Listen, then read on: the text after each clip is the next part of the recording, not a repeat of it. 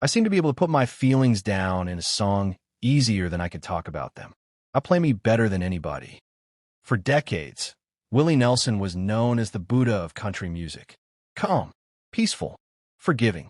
The man who never held grudges and never raised his voice. But that image, according to those closest to him, was never the full truth. At 92, Willie Nelson is no longer preaching peace at all costs. Behind the braids and the gentle smile is a man who remembers everything. Every slight, every betrayal, every moment when friendship turned into something colder. Now, for the first time, the names are being spoken. 7 artists who, in Willie's eyes, didn't just disappoint him.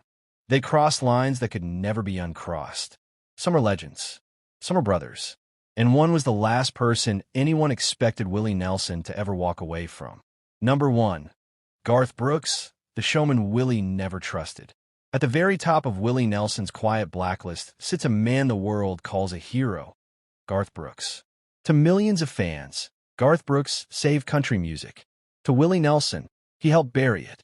Back in 1990s, Willie was still touring dusty county fairs, sitting on a stool with Trigger resting on his knee. Meanwhile, Garth was flying across stadiums on wires, surrounded by fireworks, smoke machines, and choreographed chaos. The crowd called it magic. Willie called it a funeral. You can't sell struggle if you've never lived it, Willie once told a bandmate after watching Garth perform Friends in low places like a Broadway production. The tension finally exploded in 2004 at the Country Music Hall of Fame. On stage, Garth smiled and praised Willie, calling him the conscience of country music. Cameras caught a touching moment. But backstage, Willie stared him straight in the eyes and said quietly, "Next time, sing it like you mean it." That single sentence spread through Nashville like a storm.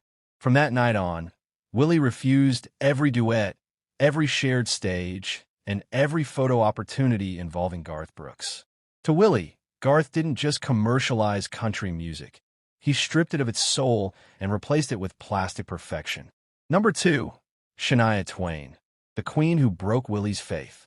Willie Nelson never cared about glitter, but Shania Twain made him angry in a way few others ever did. He once joked that her concerts looked more like Las Vegas than Nashville, and he wasn't smiling when he said it. In the late 1990s, Shania's crossover hits like Man, I Feel Like a Woman dominated radio. Nashville celebrated. Willie didn't. To him, watching country music turn into choreography felt like watching a friend sell their soul for sequence. Country is supposed to bleed, Willie told a sound engineer on tour, not sparkle. The breaking point came at the CMA Awards when Shania won Entertainer of the Year. Cameras showed Willie clapping politely. But backstage, he muttered to a friend, "Entertainer, maybe, but that ain't country." When Shania later tried to greet him, smiling, hand extended, Willie nodded once and walked past her like she wasn't there. Industry insiders called it arrogance. Willie called it honesty.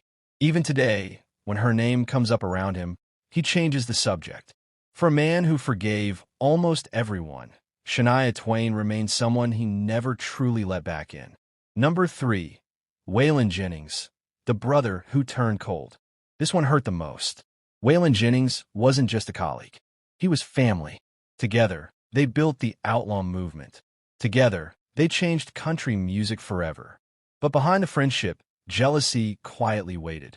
By the late 1970s, Waylon resented how every headline read, "Willie and Waylon, never Waylon and Willie." He started showing up late, drinking harder, arguing over credits. People close to them noticed Waylon rolling his eyes whenever Willie was called the face of outlaw country. One night in the studio, Waylon snapped. "You're too stoned to play straight," he shouted. Willie just smiled, but he never forgot. The final break came during a joint interview in the early 1980s. Half joking, Waylon called Willie a hippie in cowboy boots who forgot where he came from. Reporters laughed. Willie didn't. After the interview, he quietly walked away and stopped calling. They never repaired it. When Waylon died in 2002, Willie didn't attend the funeral. Instead, he sent flowers with a handwritten note. "See you on the road somewhere." It was goodbye, and an admission that the wound never healed. Number 4. Toby Keith, the patriot who pushed too far. Willie Nelson didn't just dislike Toby Keith. He despised what Toby represented. A guitar should never wave a flag, Willie once said, a sentence everyone in Nashville knew was aimed at Toby. Their fallout began after Toby released Courtesy of the Red, White, and Blue. The song became an anthem. Willie thought it was propaganda. At a veteran benefit concert in Austin, Willie performed for unity. Toby followed him, waving flags, shouting slogans, turning the show into a rally. Watching from backstage, Willie was furious. When Toby walked off stage, Willie stopped him and said, "You're using music to fight, not to heal." Toby laughed and walked away. That was the end. From that day forward, Willie pulled out of every lineup featuring Toby Keith. Behind the scenes, he called Toby's act a commercial wrapped in camouflage. Years later, Toby tried to make peace. Willie never responded. "I've met louder men," Willie told his crew, "but not many emptier ones." Number 5. Merle Haggard, the joke that ended a brotherhood. When Merle Haggard crossed Willie Nelson, it wasn't rivalry. It was betrayal. They rode the same buses, wrote songs in the same motel rooms, and helped build outlaw country side by side. But Merle began joking, again and again, that Willie's weed activism had turned him into a mascot, not a musician. At first, Willie ignored it. Then Merle said it on stage, live, with Willie sitting just feet away. "Weed's a lazy man's crutch," Merle said. The crowd laughed. Willie didn't. He finished the set, walked straight to the bus, and never looked back. A joint album vanished. Calls went unanswered. Years later, Merle tried to make peace. Willie's response was simple. Some things you don't joke about. When Merle passed in 2016, Willie called him one of the greats, but never again called him a friend.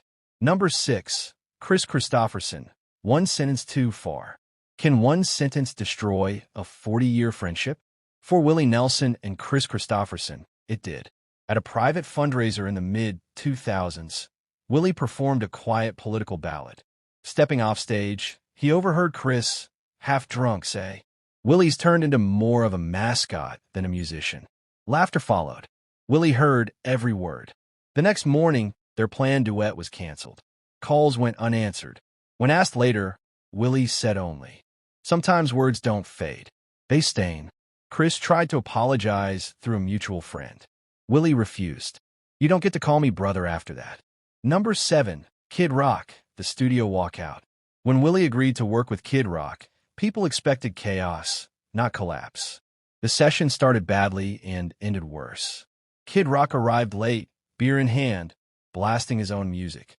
He ignored direction, drowned Willie's vocals in distortion, and laughed when Willie suggested a softer approach. "Come on, old man," Kid said. "Loosen up." Willie took off his headphones and walked out. The track was never released.